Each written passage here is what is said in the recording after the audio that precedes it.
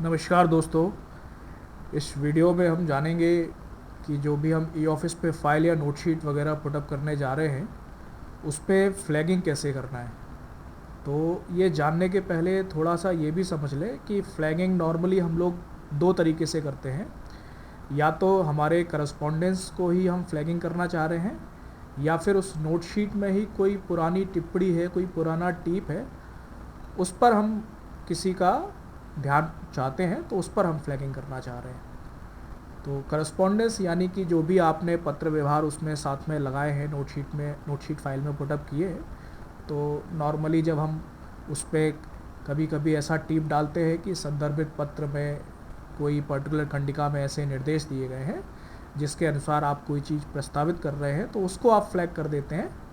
या फिर आप नोट शीट में ही किसी पुराने पेज पर कोई पर्टिकुलर टिप के द्वारा आप अपने जो आपके सीनियर ऑफिसर हैं उनसे अनुमोदन ले चुके हैं, या उस पर्टिकुलर टिप में उन्होंने कोई निर्देश दिया था तो उसके अनुसार आगे की कार्रवाई कर रहे हैं, उस पर आप ध्यान आकर्षण चाह रहे हैं, तो उसके लिए फ्लैगिंग करते हैं। तो ये फ्लैगिंग हमको ई ऑफिस में कैसे करनी है तो इसी वीडियो में हम आगे जानेंगे। तो इसी को समझने के लिए यहाँ पर देखिए, मैंने एक नोट शीट खोल रखी है। तो पहले इस नोट शीट में क्या है, थोड़ा सा इसको हम समझ ले रहे हैं। तो यहाँ पर देखिए, किसी कार्यालय सहायक के द्वारा यहाँ पर एक नोट शीट पुटअप की गई है। तो यहाँ पर देखिए नोट 1 में कि कार्यालय के लिए कोई सामग्री वगैरह क्रय की जानी है, तो इस तरीके से टेबल बना के उन्होंने प्रस्तुत किया गया कि इस पर आप अवलोकन करें और अपना अनुमोदन दे दें, और अपने सीनियर अधिकारी को इन्होंने बढ़ा दिए, महोदय को। फिर उसके बाद महोदय ने अपनी दूसरी टिप यहाँ पर लिख दिया है नोट नंबर 2 में कि जैसा प्रस्तावित किया है वैसा अनुमोदित है और स्थानीय बाजार से दरें प्राप्त करें, और वापस से अपने सहायक को उन्होंने ये फाइल भेज दी है। अब सहायक को आगे की कार्यवाही करनी है। तो यहाँ पर देखिए नीचे मैं इसको थोड़ा सा एक्सपेंड कर दे रहा हूँ। यहाँ पर देखिए, आप जब ये सहायक के पास अब ये फाइल आ चुकी है तो सहायक अपनी यहाँ पर टिप लिख रहे हैं। तो यहाँ पर देखिए उन्होंने लिखा है कि महोदय के निर्देशानुसार ऊपर वर्णित जो भी सामग्री है उसके लिए स्थानीय बाजार से दर प्राप्त कर ली गई है, और ये इस तरीके से टेबल में ये प्रस्तुत कर देंगे। और इसमें पर्टिकुलर कोई सामग्री प्रदाता है, जैसे मान लिया XX, और इनकी दर सबसे कम पाई गई है और पूर्व अनुमोदित कलेक्टर दर से भी ये कम है, तो उसको ये प्रस्तावित कर रहे हैं कि इसी को ये ऑर्डर देना चाहिए। और उसके लिए इन्होंने एक ड्राफ्ट भी तैयार कर लिया है। ड्राफ्ट मैं दिखा दे रहा हूँ। यहाँ पर देखिए मैंने ऑलरेडी ड्राफ्ट इस पर बना के रखा हुआ है। तो ये ड्राफ्ट है इस तरीके से, मैं यहाँ पर खुल के भी दिखा दे रहा हूँ। कुछ इस तरीके से है कि सामग्री प्रदाता को ये सामग्री प्रदाय करने के संबंध में ये एक तरीके से ऑर्डर इन्होंने तैयार कर लिया कि ये पर्टिकुलर सामग्री आपको तैयार करनी है, और साइन वाइन करा लेंगे अपने सीनियर ऑफिसर से। इसको मैं फिर से बैक कर दे रहा हूँ। तो ये तैयार है। तो यहाँ पर ये भी देख लीजिए कि जब आप किसी लेटर पे साइन करवाने जा रहे हैं तो इस तरीके से जो आप पहले लिखते चले आ रहे थे कि पत्र प्रारूप तैयार कर हस्ताक्षर प्रस्तुत है, साथ में ये चीज़ और लिख दें ड्राफ्ट नंबर, क्योंकि यहाँ पर हो सकता है ई ऑफिस में आप कई सारे ड्राफ्ट हो सकता है कि बना दें एक ही नोट शीट में। तो यहाँ पर अभी तो जैसे आपको एक ही ड्राफ्ट दिख रहा है, लेकिन कई सारे ड्राफ्ट अगर यहाँ पर तैयार हो गए तो हो सकता है कि आपके सीनियर ऑफिशियल कंफ्यूज हो जाएं कि उन्होंने कौन से ड्राफ्ट पर साइन करने हैं। तो यहाँ पर देखिए, जब भी ये ऑफिस में आप ड्राफ्ट बनाते हैं तो ड्राफ्ट नंबर जनरेट हो जाता है ये। तो यहाँ पर जो भी पर्टिकुलर लेटर पे आप साइन कराना चाह रहे हैं तो साथ में लेटर नंबर, या मुझे कहना चाहिए ई ऑफिस की टर्म में कि ड्राफ्ट नंबर, ये ज़रूर नोट कर दें। तो जो भी आपके महोदय होंगे, सीनियर ऑफिशियल्स होंगे, उनको ये कंफर्म हो जाएगा कौन से ड्राफ्ट पे साइन कर रहे हैं। अब हम आ जाते हैं हमारी रेफरेंसिंग पे या फ्लैगिंग पे। तो आप देख रहे हैं इस नोट पे मैंने 2 टेक्स्ट को रेड कलर से मार्क किया गया है। तो यहीं पर हम रेफरेंसिंग करेंगे। तो यहाँ पर देखिए कि पहले केस में ये जो पहला टेक्स्ट मैंने लाल किया हुआ है, इधर देखिए, इधर लिखा हुआ ऊपर वर्णित जो भी आपकी तालिका है उसमें जो भी सामग्री वर्णित की गई है उसके लिए आपने कलेक्टर दर वगैरह आप चेक कर रहे हो कि सबसे कम दर किसकी है, और ये प्रस्तावित कर रहे हो। तो यहाँ पर हम ऊपर वर्णित जो भी तालिका है इस पर फ्लैगिंग करना चाहते हैं, यानी किसी पुराने नोट में फ्लैगिंग करना चाहते हैं। तो ये कैसे करेंगे इसको थोड़ा सा देख लीजिए। इसके लिए आपको क्या करना है, जो भी आप पर्टिकुलर टेक्स्ट है इसको आप सिलेक्ट कर लेंगे, और फिर उसके बाद यहाँ पर आपको चला जाना है प्रीवियस नोट्स में। तो जैसे आप प्रीवियस नोट्स में जाते हैं तो यहाँ पर देखिए ये रेफरेंसिंग वाला ऑप्शन इनेबल हो जा रहा है। फिर से देख लीजिए, बाय डिफ़ॉल्ट ये टेबल ऑफ करस्पॉन्डेंस पे सिलेक्टेड रहता है तो देखिए ये रेफरेंसिंग वाला जो बटन है ये डिसेबल्ड आ रहा है। लेकिन जैसे ही यहाँ पर मैंने प्रीवियस नोट को सिलेक्ट कर लिया तो यहाँ पर देखिए रेफरेंसिंग वाला बटन इनेबल हो गया। अब मैं इस पर क्लिक कर दे रहा हूँ तो यहाँ पर ये पूछेगा कि आपको अपना कौन सा प्रीवियस नोट पे फ्लैगिंग करना है। तो यहाँ पर देखिए नोट 1 जो इसी कार्यालयीन जो सहायक था जिसके अकाउंट से मैं ये काम कर रहा हूँ उसी के द्वारा लिखा गया था, और नोट 2 अधिकारी के द्वारा लिखा गया था जिसमें उन्होंने अनुमोदन दे दिया था सामग्री क्रय के लिए।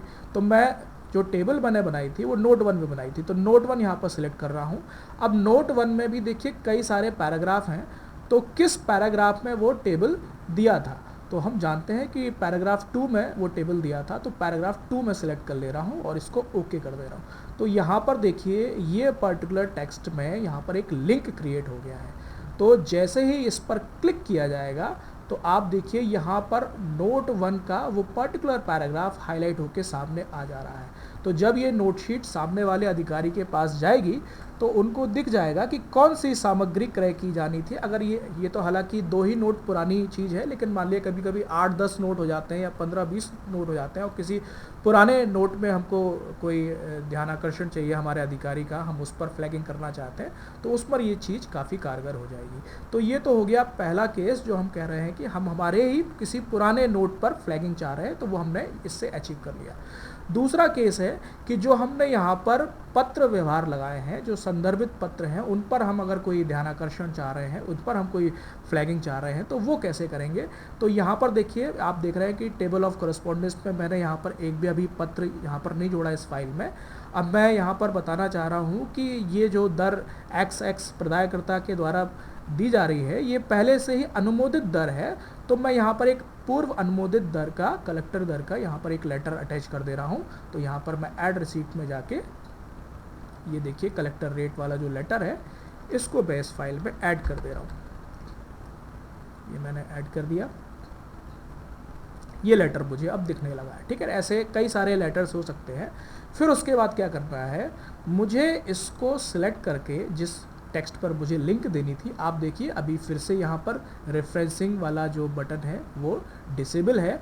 अब क्योंकि आपको रेफरेंसिंग आपके नोट में नहीं देनी, अपने करस्पॉन्डेंस में देनी है, तो आप यहाँ पर जाके ऑल पे क्लिक कर देंगे। जैसे ही मैं ऑल पे क्लिक करता हूँ तो जितने भी करस्पॉन्डेंस आपने इसमें ऐड किए हैं वो सारे दिखने लगते। तो मैंने तो अभी एक ही पत्र या एक ही करस्पॉन्डेंस ऐड किया है, तो उसमें टोटल 7 पेज थे, तो वही यहाँ पर दिख रहे हैं। अगर आप 4 करस्पॉन्डेंस ऐड कर देते हैं या जितने भी करस्पॉन्डेंस ऐड कर देते हो फिर यहाँ पर ऑल करते हैं तो वो सारे करस्पॉन्डेंस मर्ज होकर इकट्ठा एक कॉमन फाइल दिखने लगेगा। मान लिया कि एक दूसरा पत्र मैं जोड़ता वो 4 पेज का, तो यहाँ टोटल 11 पेज दिखने लगते हैं। अब यहाँ पर देखिए रेफरेंसिंग टैब, रेफरेंसिंग वाला बटन हमारे सामने इनेबल है। मैंने यहाँ पर टेक्स्ट सिलेक्टेड किया करके रखा हुआ है, मैं इस पर क्लिक कर रहा हूँ तो अब ये पूछ रहा है कि कौन से पेज पर मुझे रेफरेंसिंग करनी है। तो यहाँ पर 7 पेज थे, मान लिया कि मैं पेज नंबर 4 में कोई रेट उनको दिखाना चाहता हूँ, तो मैंने पेज नंबर 4 पे क्लिक कर टाइप करके यहाँ पर ओके कर दे रहा हूँ। ये देखिए अब यहाँ पर भी मुझे लिंक मिल गया। अब मैं जैसे इस पर क्लिक करूँगा तो इस पर्टिकुलर जो भी मैंने डॉक्यूमेंट यहाँ पर अटैच किया है या संदर्भित पत्र है, इस पत्र व्यवहार इस फाइल में डाला है, इसको मैं अवलोकन कराना चाहता हूं। तो जब संबंधित अधिकारी होंगे, जब इनके पास नोटशीट जाएगी, जैसे इस लिंक पे क्लिक करेंगे तो उनके सामने यहाँ पर कुछ इस तरीके से उस पर्टिकुलर डॉक्यूमेंट का पेज नंबर 4 सामने आ जाएगा। ये देखिए ऊपर यहाँ पर पेज नंबर 4 सामने आ जाएगा, तो वो उस पेज नंबर 4 पे देख लेंगे कि पर्टिकुलर जो भी सामग्री है उसका अनुमोदित दर क्या है। इस तरीके से देखिए हमने दोनों ही तरह की फ्लैगिंग यहाँ पर अचीव कर ली है। तो अब मैं यहाँ पर इस फाइल को भेज दे रहा हूँ। तो ये फाइल मेरे सीनियर अधिकारी की तरफ से आई थी, मैं सेंड बैक कर रहा हूँ और ये सीधा सेंड कर दे रहा हूँ। ये क्योंकि ट्रायल वर्जन है तो यहाँ पर साइन वाइन ऑप्शन नहीं आ रहे हैं, मैं इसको सीधा बिना साइन के भेज दे रहा हूँ। अब यहाँ पर देखिए मैंने अकाउंट स्विच कर लिया है, सीनियर अधिकारी का अकाउंट मैंने खोल लिया है, उनके पास ये फाइल आ गई है जो मैंने अभी अपने जूनियर के अकाउंट से भेजी थी। अब इसको मैं यहाँ पर खोल लेता हूँ। तो वहाँ पर देखिए उनको सारी टिप दिख रही है, टिप नंबर 1, टिप नंबर 2 और लेटेस्ट टिप ये जो कार्यालय सहायक के द्वारा आई है। तो इसमें देखिए अब सीनियर अधिकारी किस तरीके से इसको देखेंगे। तो तो इसमें देखिए लिखा हुआ है कि ऊपर तालिका में वर्णित, अब मैं ये सारी जो प्रक्रियाएं हैं सीनियर अधिकारी के पॉइंट ऑफ व्यू से, उनके परसेप्शन से बताने का प्रयास कर रहा हूँ। आप लोग इसको समझेंगे कि जैसे मान लिया कि अब मैं सीनियर अधिकारी हूँ, मैं सारी टिप तो यहाँ पढ़ूंगा नहीं, अभी तो खैर 3 ही है, मान लिया 10 15 20 टिप हो जाती तो सब तो पढ़ता नहीं, तो मैं तो लेटेस्ट टिप पढ़ता। तो यहाँ पर मैं जैसे इस टिप को पढ़ता कि महोदय के निर्देशानुसार ऊपर जो तालिका में जो सामग्री का वर्णन किया गया है, तो वो देखने के लिए मुझे केवल इस पर क्लिक कर देना है, यहाँ पर स्क्रॉल करने की जरूरत नहीं पड़ेगी। तो यहाँ पर केवल क्लिक कर देना है तो मेरे सामने वो तालिका सामने आ जाएगी। तो यहाँ पर इस चीज़ का अवलोकन हो जाएगा सीनियर अधिकारी के द्वारा। दूसरा, यहाँ पर देखिए मेरे असिस्टेंट ने ये भी लिखा है कि सबसे कम दर में XX के द्वारा दिया गया है और ये पूर्व अनुमोदित कलेक्टर दर के अनुसार भी है। तो जैसे ही मैं इस पर क्लिक करता तो जहाँ पर भी उस सामग्री का कलेक्टर दर दिया गया है, जिस पेज में भी दिया गया है, वो पेज मेरे सामने यहाँ पर सीधा आ जाता, तो मैं उसका भी अवलोकन कर लेता। तो इस तरीके से फ्लैगिंग का इस्तेमाल एज ए सीनियर मैं भी कर लेता। और फिर देखिए मेरे जूनियर ने यहाँ पर मुझे पत्र साइन करने के लिए बोला है यहाँ पर, और कौन सा पत्र साइन करना है, तो यहाँ पर देखिए जैसे इन्होंने ड्राफ्ट नंबर भी लिख दिया है, तो मैं जाके यहाँ पर ड्राफ्ट खोल ले रहा हूँ, ड्राफ्ट लिस्ट। तो यहाँ पर देखिए आ रहा है एक ही ड्राफ्ट है, तो कोई दिक्कत कन्फ्यूजन वाली बात ही नहीं, एक ही लेटर साइन करना। लेकिन यहाँ पर अगर नंबर ऑफ ड्राफ्ट्स होते तो कौन से ड्राफ्ट पे साइन करना है, तो वो यहाँ पर मेंशन किया गया है। तो उस पर्टिकुलर ड्राफ्ट को मैं खोल के यहाँ पर मेरे पास पहले मुझे अप्रूव करना होता और फिर उसके बाद मुझे साइन करना होता। तो मैं इसको पहले अप्रूव कर ले रहा हूँ